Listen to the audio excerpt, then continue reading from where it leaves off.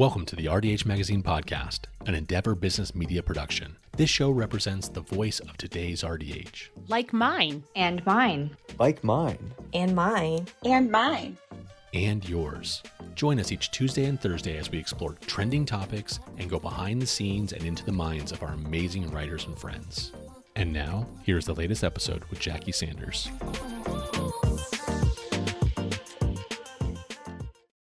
Welcome back, everyone, and thank you for joining us. My name is Jackie Sanders, Chief Editor of RDH Magazine, and today I am spending some time with my friend Kendra Sellers. Hello, Kendra. How are you today? Hello, Jackie. I am doing great. Thank you for having me. Absolutely. So you have recently completed an article for us, and I am going to tell you this is something I didn't even know about. So I'm excited to share this with our listeners.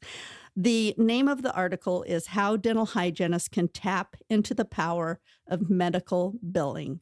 How did you get started doing this type of work?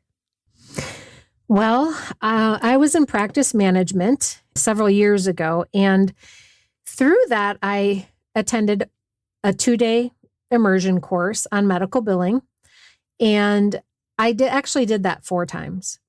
So long story short, I did that 4 times, and I had learned a lot. I think it's great information to do those types of meetings, but I came out of every single one of them with more knowledge, but still not enough knowledge to know how to implement the process of medical billing into a practice. And typically what I saw was either the doctor and an admin person, or just the admin person in the room at these meetings. And I thought, well, how in the world are they ever going to implement this into a practice? Because as a practice management consultant, I thought there's just no way you're going to be able to bring this information back in and know where to even start. So I did approach the speaker, who I'd seen now 4 times, and I attended all his courses because I got to know him and I liked him, and we just resonated and had many long conversations about this. But, one of the questions to him was, how many people do you think are truly successful at this process? And he frankly said, probably not many. And I was like, well, have you ever thought about an implementation type program? And he said, I have, don't want to do it. No interest in that. And he was really on the speaking circuit, and that's where he enjoyed being. And I get that. But what I saw it as is a huge opportunity, and not only for hygienists, but just as the practice as a whole. So that is how my company started. So a hygienist could actually learn from you about how to promote submitting medical insurance in the dental office in addition to dental insurance, correct? Correct. You can submit to both insurances to be paid up to the full fee that you billed. You can't keep a penny more than that. So yes. Yeah. Well, I'm going to, just for our listeners, because I didn't know this, but there is a list of procedures in your article, and I'm going to read them because there's so many. I don't know that you would remember them all, Kendra, but you have that you can bill medical for exams, Panorex, CT scans, fluoride varnish, SDF, advanced oral cancer screenings, TMJ orthotics, frenectomies, wisdom teeth extractions, bone grafting, implants, and biopsies, and much more. So this is a huge benefit for our patients. Oh, absolutely. And many of those things are not covered by dental. CTs are typically not covered by dental, bone grafting, frenectomies, wisdom teeth. And I shouldn't say they're maybe not covered by dental, but often dental is now pushing some of these things to medical first, but practices don't know how to do medical first. So they don't. But that being said, any of those procedures, you're going to quickly add up to that $1,000 to $1,500 that you're chasing to achieve on every single patient very quickly, leaving the patient with more treatment that needs to be done that they no longer have dental benefits for. Yeah. So do you teach classes on this? I mean, if somebody wanted to learn how to do it, do they reach out to you, Kendra? I don't necessarily teach classes on it. I actually work one-on-one with with practices and their teams to implement it into their practice and teach them how to bill it to medical, depending on, what it is they want to accomplish, what their goals are with medical billing and what procedures they're providing. So it's very customized, and it's quite a niche, because we're hand-holding the entire time to ensure that they're successful with this process. So it's very, very niche, I guess you could say. Yeah. Well, I can see where it would be very niche, but what an asset to an office. I mean, what a great way for a hygienist to be a hero with her or his dentist and come in and say, hey, why aren't we thinking about possibly doing medical billing? I have found a resource I could bring in and just start doing it. Yeah. So say I am clinical, I'm working in an office, and I invite Kendra Sellers to come in and talk to our office. About how long would it take an office to get started to do this? That really depends on how many procedures they want to bill out and how many specialty things that they want to do.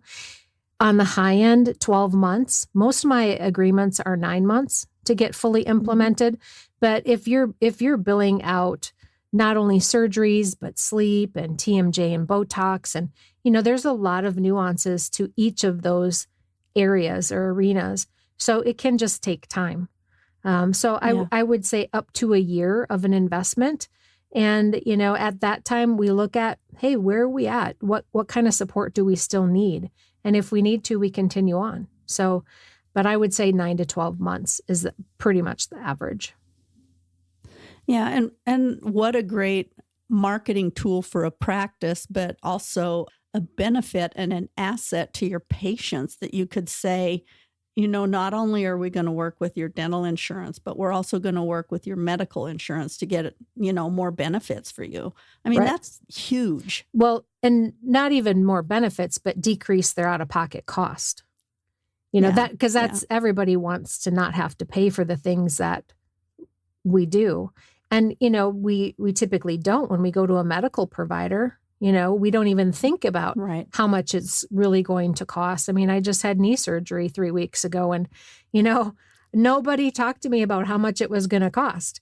I'm just, getting the bills now. So, we're very different in dental and in how we operate. And we have a very strict mindset as well, as far as this thing called dental benefits. It's really not, it's a benefit plan. It's not an insurance policy, and it's not designed that way. It comes with a lot of limitations, exclusions, and restrictions and frequency problems. This can actually help you elevate your patient care. And one thing for me that, speaks strongly is oral cancer. Like that is on the uptake. That's rising. And when you have benefits that on the dental side that are saying, hey, you can only bill out an FMX or a PAN every 3 to 5 years. Well, that's insanity. That's a huge exclusion that is doing a huge disservice to our patients. We know that they're different images. We know why we would do those, but what if you could take a PAN every year or every 2 years to screen for maxillofacial cancer?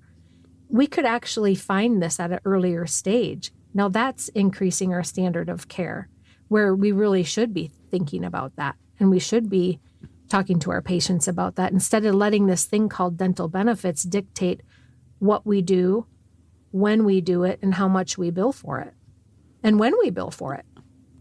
Because what else do we write off? Tons of stuff. Right.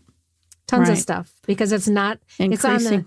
It's on the fee schedule, but it's not a covered benefit. I mean, it's just wacky. I just received a letter from my dental provider. Hey, you still have dental benefits available. I don't have dental insurance actually, because we own a couple practices, but I got the letter anyway. And I'm like, why are we chasing this $1,000? Medical has thousands. Can we apply it to my knee? I know. Exactly. I mean, it's like, really? Why we have thousands waiting for us on the medical side. I mean, it's such a different mindset. And I think that's half the battle for for us. I just did a meeting with Dr. Pam, and, she's like, why don't dentists do this? And I really don't know the answer. If they knew what I knew, they would be signing up in groves. And it just makes sense, but it's just something that, people just don't know what they don't know. And that's okay. That's why I'm here, to try to help show them the way and ensure their success along the way.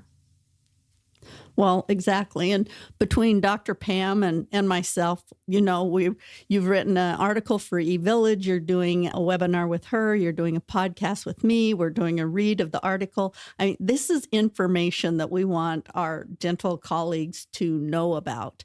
And of course, always, with this, Kendra, 10 minutes goes by way, way too fast. But I want you to share your contact information with our listeners so they know how to get in touch with you with more questions or possibly set up appointments with you in their offices. Absolutely. So the best way to get a hold of me is to go to my website, which is tipsmedicalbilling.com. If you go to the resource, you can do the contact page as well. That'd be great. I will do for you a medical billing analysis or an MBA if you reach out to me. That's something that's complimentary, and we can dive into the numbers just for your practice so that we can get a better idea of what's possible for your practice. But if you go to my resources page, there's also a lot of great videos. There's actually a CE that I did through Endeavor.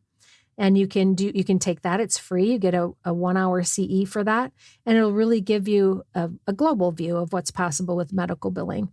But that's the best way to reach out. Go to tipsmedicalbilling.com, look at the resources page, and then, hit the contact page and give me your information, and I'll reach back and we'll schedule an appointment.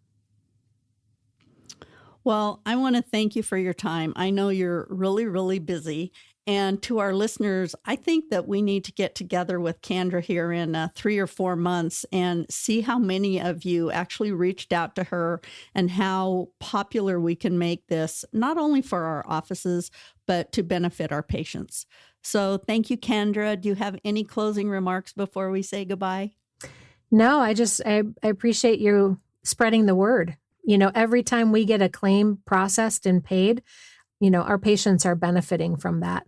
And we don't have jobs without our patients. So, for me, trying to stay patient-centric is the key, and giving them the benefits that they have and they deserve for the things that you do is an outstanding customer service. So going into 2024, you got to make it happen.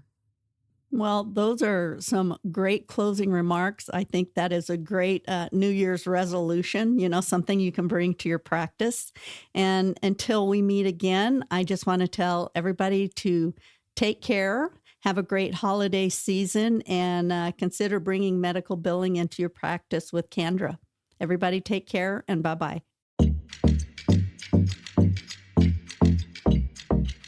Thank you for listening to this episode of RDH Magazine Podcast. We hope you enjoyed this interview. Hit that subscribe button and join us next Thursday for another conversation with Jackie Sanders. Find us on social media, visit our website, and sign up for one of our amazing newsletters to keep up to date with your profession. Hygienists come for the education, but stay for the community. See you next time.